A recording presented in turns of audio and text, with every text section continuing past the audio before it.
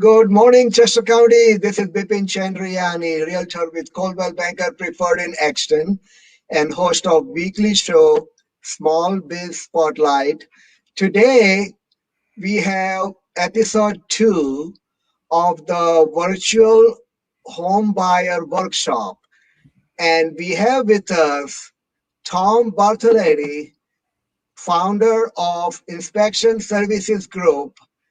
He has been doing home inspections for many years all throughout Delaware Valley and is the expert when I need to learn anything about home inspection. So, Tom, thank you very much for joining us today. All right, great. Thanks. My pleasure. Glad to have me here, and I'm looking forward to our discussion today to hopefully help many clients. Absolutely. So, some of the home buyers, they say, I'm buying this home and it looks good, and why do I need to get a home inspection? What do you tell them? Sure. Well, a lot of it really is because buying a home is the one of the greatest investments a potential buyer makes. It's really protecting their investment, and I like to promote it as we educate the client to enable them to make a more informed decision on that investment, the largest investment they're going to make. So it's really educating the client about the home so they can make the proper, whatever decision they need to make, for a go or no go, whatever they decide.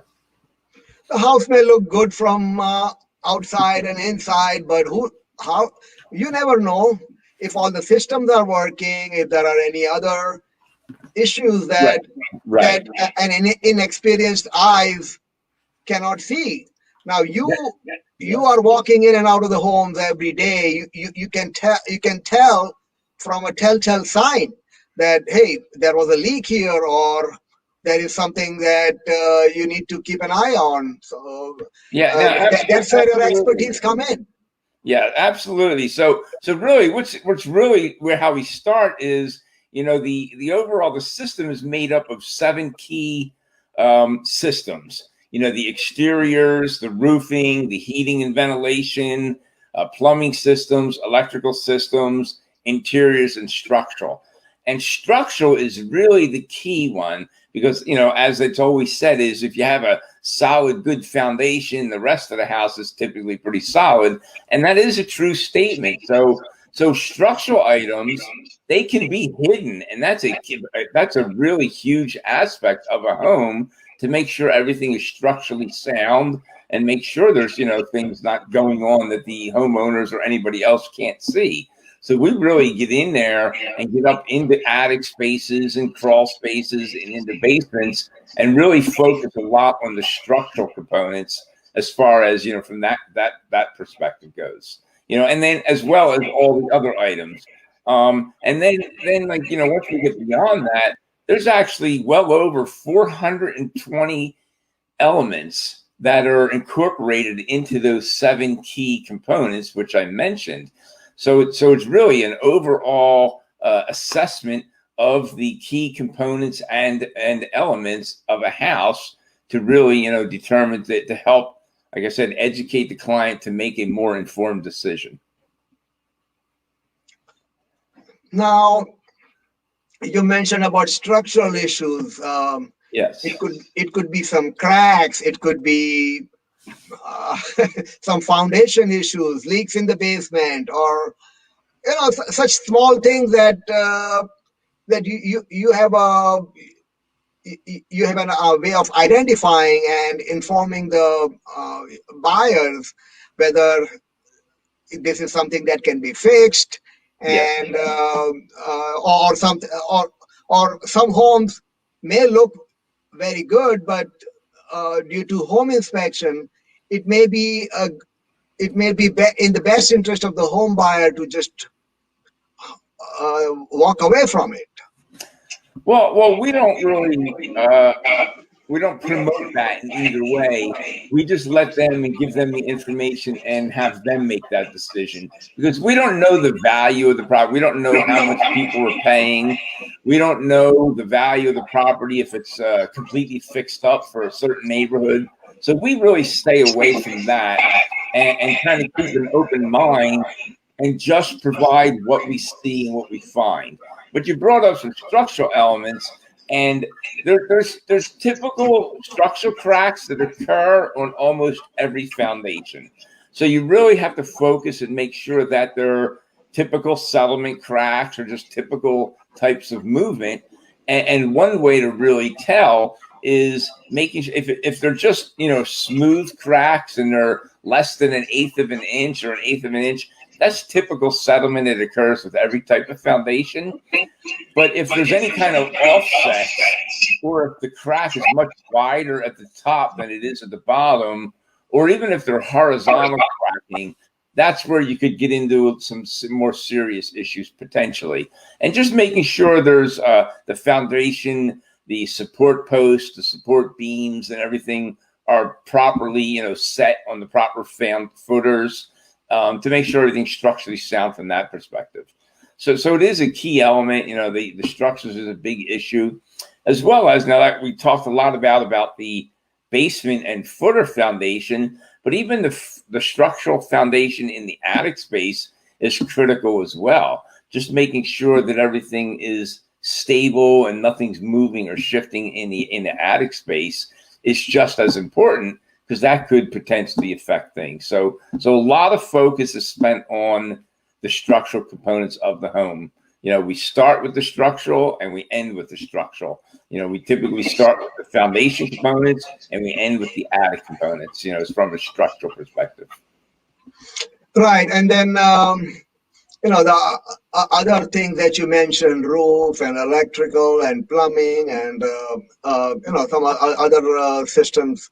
So can you give a brief overview of what is included and what is not included in those? Yeah, no, absolutely. So those systems which I mentioned earlier, like I said, exteriors, it's going to include the complete exteriors, you know, the windows, the doors, the siding, the wall cladding material, and then the roofing itself is just determining, you know, the condition of the roof. It's very difficult to say how old a roof is or how many years it might last, but we can kind of assess, you know, an age by how much wear there is on the shingle and kind of give an estimate of, well, it may have been a 20-year shingle to begin with, and it might be whatever 12 years old, you know. So it's really hard to make an assessment. But if there's physical visible damage, you know, then we're going to recommend repairs from that perspective.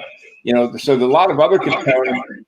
Then we get into the electrical system, and the biggest thing with the electrical is going to be your service line coming into the house, the meter box, and the main distribution panel, which we open up and make sure everything is, you know, in order internally. And then as each wire goes out to the different fixtures, whether it's a wall fixture or a switch, we just make sure they're safe operation, they're working properly.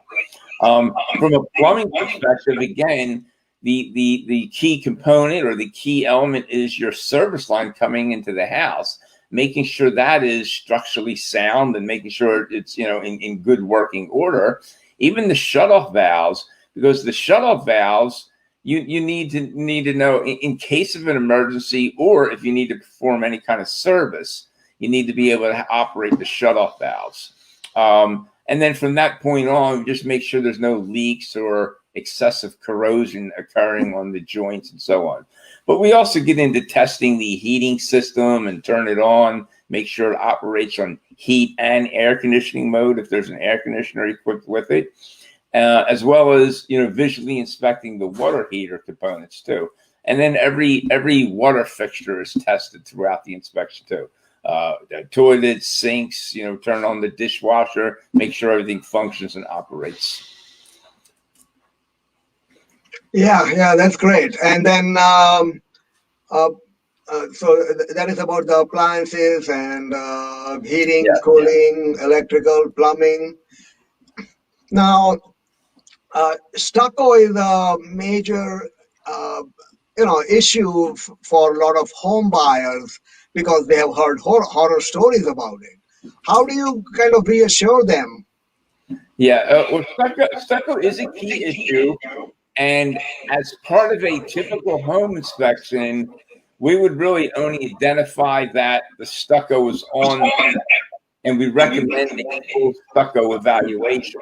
We do those also, but they're done separately because that itself is a 3.5 hour process by itself. So with that, we can't just fit it in with the home inspection, but we look for certain components, certain flashings, making sure the stucco materials themselves are maintained, caulking around perimeters of windows, and just looking for visual indication of potential problems, as far as that goes.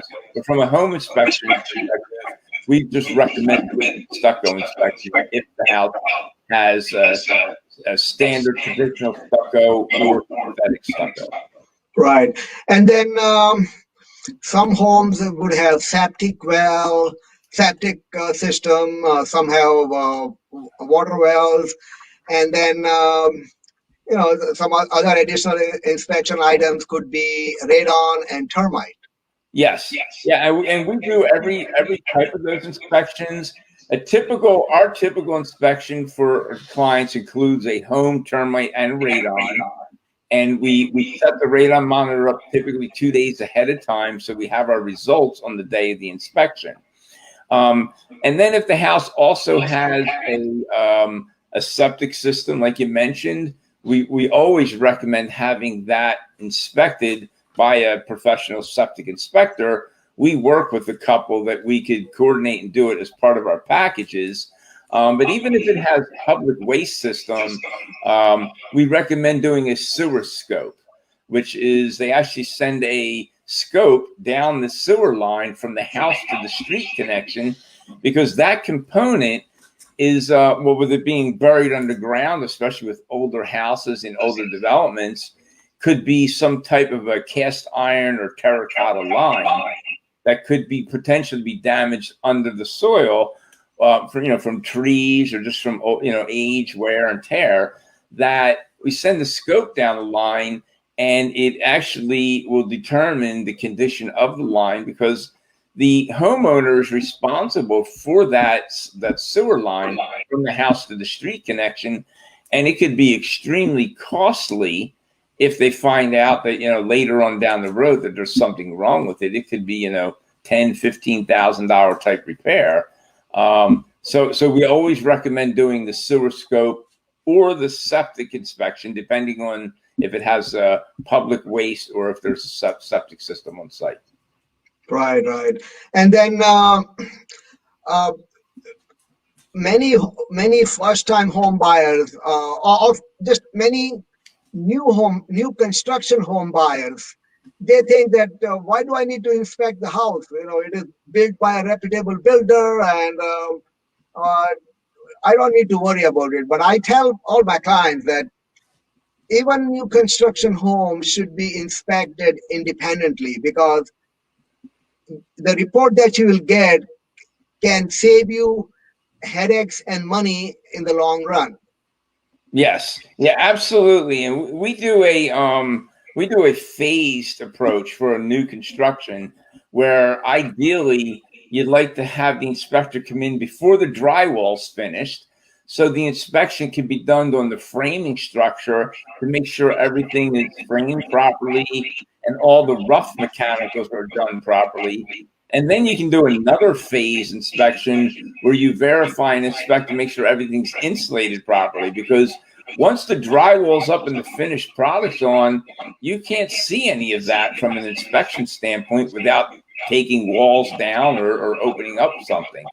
So with a phased inspection, especially for new construction, is definitely a recommendation we go. And there's actually 4 phases that we recommend having the inspections done, where it's foundation phase, then what we call rough mechanical phase, an insulation phase, and then a final phase, where then you can do the final, walkthrough and, just reassess and make sure everything's functioning properly.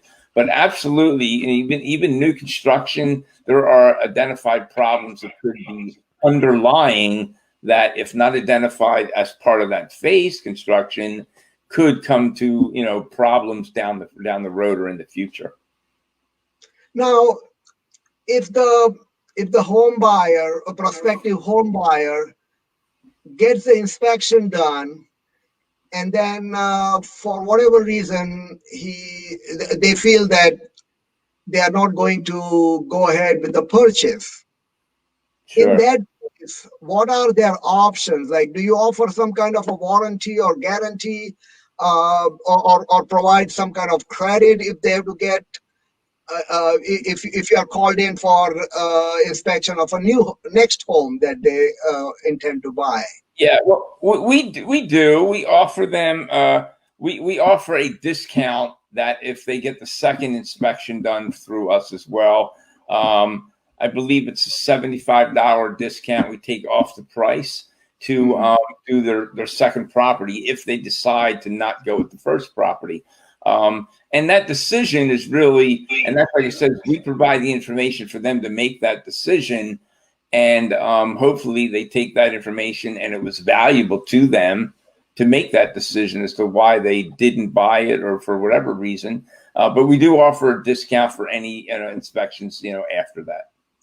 And then if there are certain issues that you think need detailed analysis or investigation, would you normally say, okay, get this home inspected by a licensed plumber or electrician, or bring in a structural engineer? Or yeah, well, we try to avoid that because that's what they're paying us for. Right. They're paying us to do that assessment, and we do the assessment to the best of our abilities. We're not the professionals in those categories, but we have the proper level of training to be able to do those types of assessments. So we try to really avoid that at all costs because, like I said, that's why they got a contract with us to do that. However, when it comes to structural, that's the only one that, because we are not structural engineers, and structural is such a key factor, that if we see some structural concerns, we will recommend structural engineers to do assessments. But we really try to avoid any others. We may recommend repairs, but we don't want to recommend further evaluation because that's what we're there for. Right. That is additional cost and time, and absolutely. Yeah. As you said, when they hire you, they expect you to provide them with a detailed analysis. Yes, absolutely. So we do continuing education training on every one of those topics to make sure we're as informed as possible to be able to do the inspections as thorough as possible for the clients. And post inspection, you also have some tools available for the homeowner, correct? Yes, we do. As with every one of our inspections, we actually provide a free, what we call Home Assistant Gold concierge service. And that program it's a membership program that typically is about $350 a year, but it's provided free of charge to the client. And they can get a lot of different assistance. It gives them, I kind of like to relate it to like AAA for the home, but only it's a concierge service that if they have any questions, technical questions, or even need assistance finding either contractors or any kind of assistance at all, they can contact this program and be able to have that phone call person to ask questions to. Another product we offer is a lifetime membership. It's called HomeBinder, which is like an electronic way to keep all your home records. Anything you could think of can be kept through this system. So you have a constant, record keeping, especially in today's environment, electronic world. It is an electronic way to keep that. You could even keep it down to the detail of the color of the paint used in a specific room, and then over the years, as long as that's up, kept up, you could generate a report that shows everything you did for the home and every detailed aspect of the home that they could offer and use if they decide to sell the house down the road. So it is a very nice tool to just not only keep your own records all in one place, but you can use it from a feature to sell the house at the end as well. So the homeowner would need to provide that information and add it to the database? That is correct. Yes, the homeowner, because they're going to have access to it. The homeowner, because as they purchase a major component, they may want to put it into the system, so the system knows when it was done, who installed it. So you can keep contractors in there. Even if they had a new roof put on, they could make an entry that says new roof in 2021 by XYZ contractor, just so they have record of everything. Instead of like going through, 5 years from now saying, wait, who was that contractor we had? We need to look it all up. And then you kind of fumble through all your papers and your files and so on. This will keep everything electronically in order. Right. And Tom, for our viewers, they would really benefit by getting access to one of the tools that you have, which tells people about the manufacturing, about the manufacturer, and by putting in the serial number, gives you the life of the appliance or the equipment. Can you provide? Can you provide that on this? Yes, absolutely. We have a link that goes to our website that actually provides the life expectancy of any major component or even minor component of a house. It's 17, 18 pages long, very detailed. I don't have it in front of me here, but I'll make that link. We'll get that link posted for everybody. Yeah. That would be great. So yes, it really is a lifesaver. I know I've used it. Yeah, it's a life expectancy chart for the components of a home. Absolutely. Yes, we will get that up there. Right. Yeah. So, Tom, I really appreciate you joining us and providing a synopsis of what a home inspection covers, what it does not, what are the things that they should be looking for, and also covering different types of home inspections. And as a bonus, providing this link. So hopefully that will provide a lot of value to our home buyers. Yeah, absolutely. It's been my pleasure. I always enjoy joining you, Bipin, to do these for the clients. And we could talk for hours about different things, Absolutely. In January or February, I would love to have you come back and talk about the green home, the energy efficient home. Okay, yeah, absolutely. Yes, we do those. I do some continuing ed training, and that's one of my favorite topics. That would be a very interesting one to get into as well. Right. I'll send you an email. We will try to set up, put it on our calendar.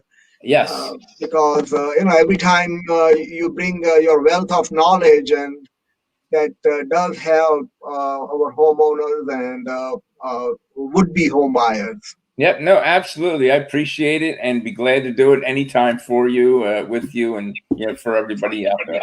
Right. And I'd also like to let our viewers know that we are all in it together. During this pandemic, small businesses have been hurting. And it is very important that we encourage working with small businesses in our community. Today is a Small Business Saturday. This is a very important time when every day should be a small business day, because we are all in it together, and because of the small businesses, community gets such a level of customer service by building relationships with each other that it really helps small businesses to survive and thrive in our communities. So if you are a local mom and pop business or an artist or a professional, please reach out to me so that we can talk about having you on our future show. You can see the number on the screen. And next Saturday, I will be talking to CEO of Home of the Sparrow, an organization based in Westchester area who does an amazing job helping people remain in their homes. And it is aimed at preventing homelessness for women and children. So please do join us next Saturday at 10 o'clock. And I hope everybody goes out and participates in business or restaurants in your community and support them. Tom, thank you very much again for joining me, and look forward to seeing you again very soon. Absolutely great. Thank you, Bipin. Enjoy the weekend, and everyone else out there, enjoy the beautiful weather out there today. So absolutely, absolutely. Yeah, today, tomorrow would be perfect. Monday will be another kind of. That's right. Yes. Enjoy. Thank you very much. Thank you, Tom. Bye-bye now. All right.